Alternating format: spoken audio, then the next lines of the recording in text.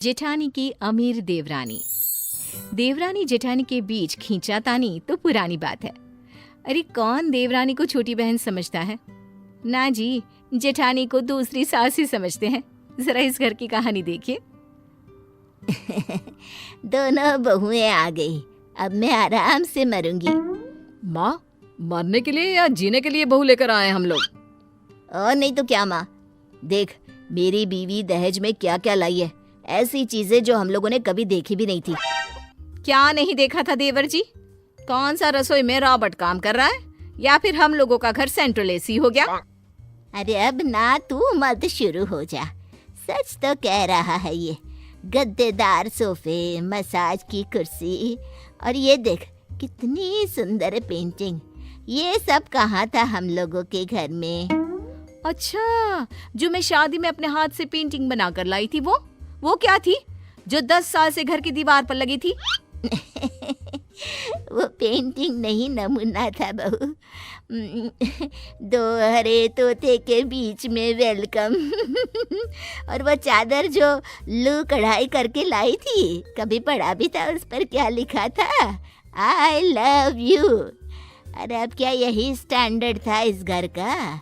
गांव की देसी गवार। अरे छोटी को देख, MF हुसैन की पेंटिंग वाली बॉम्बे डाइंग की चादर, और न जाने क्या क्या। सही बोल रहा है बेटा। बड़ी बहू को तो मानो काटो खून सूख जाता है। वो सोच लेती है कि घर वालों को उसकी और उसके गांव की अहमियत बताकर रहेगी। वक्त बीतता है, छोटी को घर वालों का शय मिलता है तो वो भी सर पर चढ़ जाती है। क्यों दीदी, क्या करते हैं आपके पापा? वैसे सुना है गांव में है कहीं आप लोगों का घर? हाँ, गांव की ही तो है ये। पापा इसके किसान है। वो क्या है ना, शहर में शादी करना कौन नहीं चाहता। हम लोगों को भी लगा कि बड़ा परिवार है, पिता क्या क्या जिम्मेदारी निभाएगा, तो ले आए इसे ब्याह कर। हाँ, तो बहू के ऐसे कौन से गुण थे जो मुझ में नहीं थे? कितनी बार तो आस पड़ोस की पड़ोसने तक आपको मेरी तारीफ करके गई हैं। याद है जब आप गिरी थी सीढ़ी से, तो मैं ही थी जो हाथों से उठाकर बेड पर लिटाया था। गांव का खान पान था शुद्ध, वरना आजकल की शहर की लड़कियां कटोरी पानी का तो उठाया नहीं जाता इन लोगों से। हाँ भाभी। और अभी तो रुको, क्लाइमैक्स अभी बाकी है। क्योंकि हम लोग नाजों से पले हैं, फूल की तरह। वैसे भी क्या करना है भार उठाकर, जब पापा ने इतना सब दे दिया है तो। ठीक है, तो अब तो यही रही। अब तो यही देखना है कि गांव की गवार और गरीब या शहर की तितली अमीर। ये भी क्या बात हुई बड़ी, कैसी बहकी सी बात कर रही है? अरे छोटी से तेरा कोई मुकाबला ही नहीं है। देख माँ, तेरी दोनों बहुएं हैं। जैसे 5 उंगली बराबर नहीं होती, वैसी ही हर कोई बहू एक जैसी नहीं होती, समझी? तो क्यों बार बार दोनों को कंपेयर करती रहती है? मैं कहाँ तुलना कर रही हूँ? तुलना तो वो ऊपर वाला ही करके भेजा है। वैसे छोटी बहू, जरा वो बाल सुखाने वाली मशीन से मेरे बाल तो सुखा देना।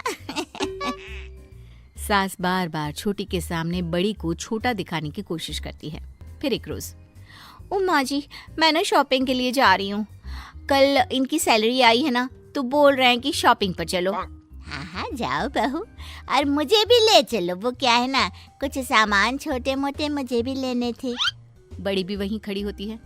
सुन, शाम का खाना बना कर रखना, और कभी तू भी चली जाया कर शॉपिंग वापिंग पर।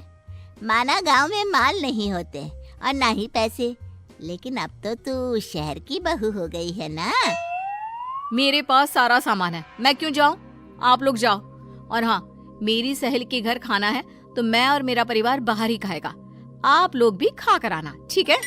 हाँ हाँ क्यों नहीं, मेरी छोटी बहू है ना, वो बड़े घर की है, उसे तो 5 स्टार में खाने का शौक है। क्यों बहू? छोटी कुछ नहीं कहती, पर अपने पति से कहती है, क्या है ये, तुम्हारी माँ मेरे पीछे ही पड़ी रहती है। अरे भाभी के साथ क्यों नहीं जा रही उनकी सहेली के घर? हम मियाँ बीवी घूमे या इनको टांग ले। तुम्हें तो हर बार माँ की हाँ में हाँ और भाभी की बेइज्जती करती रहती हो। वैसे भी माँ को शुरू से ही दिखावा पसंद है, लेकिन भैया को गांव की भाभी पसंद आ गई थी तो माँ ने हाँ कर दी शादी की। खैर, बात आई गई हो जाती है। सासू माँ छोटी के साथ शॉपिंग में जाती है, जहाँ वो खूब सारी शॉपिंग करती है। चलो अब कुछ खाया जाए। वो क्या है ना, बड़ी तो है नहीं घर पर। माँ कुछ पैसे बचे होते तब तो बाहर खाना खाते ना, एक फूटी कोड़ी नहीं छोड़ी आपने। हाय रे बहू, रुको जरा, सबर करो। इतना पैसा है तुम लोगों के पास, कैसी बात कर रही है? सास ने 2-4 साड़ी क्या ले ली? अरे बस बस, अब लड़ो मत। मैं तो बोल रहा हूँ चलो कुछ पैक करा लेते हैं। सभी मुंह फुलाकर घर आते हैं, जहाँ घर में खाने की खुशबू आ रही होती है। हाय रे, 2 ब्रेड खिलाकर ले आए। बड़ी बहू, क्या बना है खाने में? तू तो बोल रही थी कि बाहर खाना खाएंगे। नहीं माँ जी, कुछ नहीं बनाया। मेरी सहेली ने आप लोगों के लिए भी पैक करके दिया था खाना। मैंने सोचा अगर आपको कुछ बाहर नहीं मिला होगा तो। हाय रे, पूरी कचौड़ी, इसे खाए तो जमाना हो गया। अब पनीर की सब्जी तो देखो। कुछ समय बीतता है। एक दिन छोटा बेटा कहता है, माँ मेरी नौकरी नहीं रही। देश में फिर से वायरस बढ़ रहा है। लॉकडाउन के कारण मुझे नौकरी से निकाला गया। मेरी भी नौकरी छूट गई। अब क्या होगा, कैसे घर चलेगा? छोटे की भी नौकरी नहीं रही और ना ही मेरी। क्या करेंगे हम? हाय रे बेटो, ये क्या बात हुई? वैसे परेशान होने की क्या बात है? छोटी के पापा के पास बहुत सारा पैसा और बड़ा घर है ना, तो हम लोग वहीं चले जाते हैं रहने। तभी छोटी बोल पड़ती है, हाँ हाँ, धर्मशाला है ना। वैसे भी मेरी भाभी किसी को पसंद नहीं करती।